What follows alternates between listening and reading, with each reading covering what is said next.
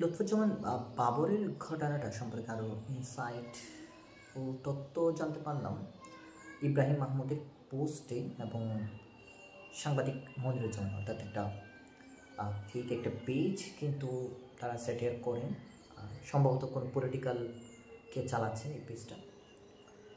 এখান থেকে বেশ কিছু তথ্য আরও জানতে পারলাম, যেখানে ফারুক হাসানের উপর হামলা, তারপর শহীদ মিনারের যে ঘটনা সম্পর্কে ঘটনাতে আরও গভীর কিছু জানতে পারলাম, হেলথ অ্যাডভাইজার যমুনা ঘেরাও,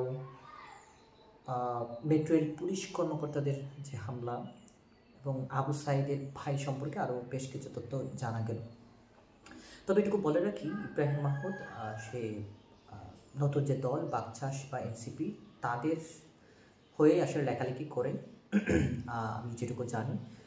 তার আবার পুরো লেখা জুড়ে এক ধরনের আহতরা আসলে চিকিৎসা পাওয়ার পরও, পুনর্বাসন করার পরও, সাহায্য সহযোগিতা পাওয়ার পরও তারা এসব আন্দোলন করতেছে, এক ধরনের জেনারেলাইজেশন করার একজন প্রচেষ্টা আমার কাছে মনে হয়েছে। ফলে আমি তার যে পোস্ট, এখান থেকে আমি তথ্য নিচ্ছি, কিন্তু তার পুরো পোস্টে যে সব আহতরা একই রকম এই ধরনের একটা ইন্টেনশন, সেটাকে আমি অবশ্য খারিজ করতেছি। এখানে বিপ্লবী ছাত্র পরিষদের উপর যে হামলাটা হয়েছিল, বা বিপ্লবী ছাত্র পরিষদের হয়েও যে হামলাটা হয়েছিল হিল্লোলের দ্বারা, মানে হিল্লোল এবং শরীফ দুজন ক্যারেক্টার, যে ক্যারেক্টার দুটাকে আপনারা গতকালকে দেখলেন, একজন নিপীড়িত হচ্ছেন, আরেকজন নিপীড়ন করতেছেন, এবং দুজনই আবার একই গ্রুপের, দুজনই আবার সার্জিস আলমের হয়ে কাজ করতেছেন বলে আমরা মোটামুটি এখন নিশ্চিত। এবং এই গ্যাংয়ে মোটামুটি 100 জন সদস্য আছে। এই 100 জন সদস্য সুস্থ হওয়ার পরও চক্ষু বিজ্ঞান ইনস্টিটিউটের বেড দখল করে আছে বেশ কয়েক মাস ধরে, বলতে গেলে 7 মাস ধরে। ফলে বিপ্লবী ছাত্র পরিষদের যে প্রোগ্রাম বা জাতীয় পরিষদের যে প্রোগ্রামটা হয়েছিল, এবং ফারুক হাসানকার বক্তব্য দেওয়ার সময় সরকার বিরোধী বক্তব্য দেওয়ার কারণে তাকে ওই দিন হামলা করা হয়েছিল। কিন্তু খুমেনি এহসান, বিপ্লবী ছাত্র পরিষদের নেতৃত্ব, তিনি আবার দাবি করেন সার্জিস আলম বিপ্লবী ছাত্র পরিষদের উপর হামলা করেছে তার লোকজন দ্বারা, এই ধরনের তিনি দাবি করেন। আসলে সত্যটা কি আমরা এখনও জানি না। তারা নিজেরাই কি বিপ্লবী ছাত্র পরিষদের অংশ? হিল্লোল, শরীফ ওরফে ফয়েজ, তারা কি বিপ্লবী ছাত্র পরিষদের অংশ, নাকি তাদেরকে আসলে তাদের বিপ্লবী ছাত্র পরিষদের প্রোগ্রামটা নষ্ট করার জন্য, ফারুক হাসানের উপর চড়াও হওয়ার জন্য এই প্ল্যাটফর্মটাকে ব্যবহার করেন?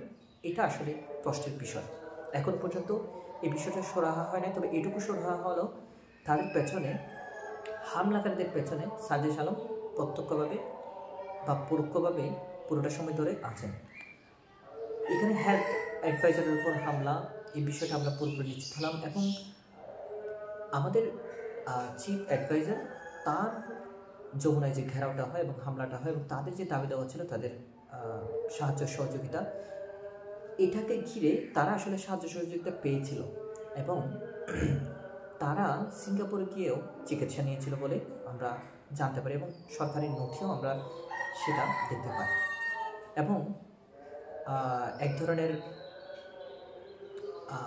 ধরনের দারুণ একটা সুবিধা তারা লাভ করেন সিঙ্গাপুরের হসপিটাল থেকে, যেটা এমবেসি কর্তৃক এটা দেওয়া হয়। তাদের বিলগুলো জমা দিলে, তাদের বিলের কাগজ জমা দিলে তাদেরকে পুরো টাকাটা এমবেসি বহন করবে, এই ধরনের সুযোগ সুবিধাও কিন্তু তাদেরকে দেওয়া হয়।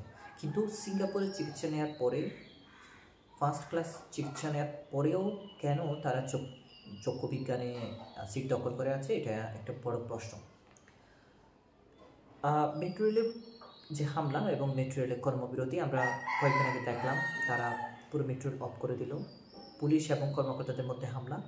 এটার পেছনেও এই গ্যাং যুক্ত আছে বলে দাবি করতেছে ইব্রাহিম মাহমুদ। ফলে এই বিষয়টা যদি হয়ে থাকে তাহলে অবশ্যই তাদেরকে বিচারের আওতায় আনা দরকার।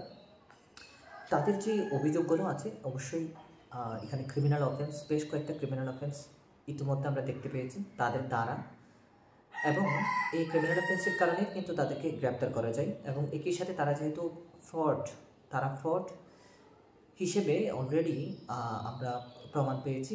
এটার কারণেও তাদেরকে গ্রেপ্তার করা যায় বলে আমার কাছে মনে হয়। এবং চিফ অ্যাডভাইজারের বাসায় ধর্ষণ বিরোধী আন্দোলনের সময় স্মারকলিপি জমা দিতে গিয়ে যে একটা ঘটনা ঘটে, এটাতে আমি ব্যক্তিগতভাবে না থাকার ফলেও বা আমি সহ আরও 2 জন না থাকার ফলেও কিন্তু মামলার শিকার হয়। এবং যারা মামলার শিকার হয়েছিল ওখানে থাকার ফলে তাদেরকেও আসলে মামলা দেওয়া যায় কিনা, এটা একটা বড় প্রশ্ন পুলিশের এই ঘটনাকে কেন্দ্র করে। এটা কি একপাক্ষিক কিনা, এবং পুলিশ এত বছর ধরে বা এখনো পর্যন্ত যেভাবে নিপীড়ন করতেছে, কোনো রকম আইনের বালাই রাখতেছে না, আর সেই জায়গা থেকে এত কিছু হওয়ার পরেও, এই গ্যাংটা এত কিছু করার পরেও, যমুনা ঘেরাও করার পরেও, মারামারি করার পরেও তাদেরকে কেন এখনও গ্রেপ্তার করা হয় নাই? তাদের পেছনে আসলে কি সার্জিস আলম, শুধুমাত্র কি সার্জিস আলম, নাকি পেছনে আরও অন্য কেউ আছে, আরও পাওয়ারফুল কেউ আছে? এটা আসলে প্রশ্নের দাবি রাখে।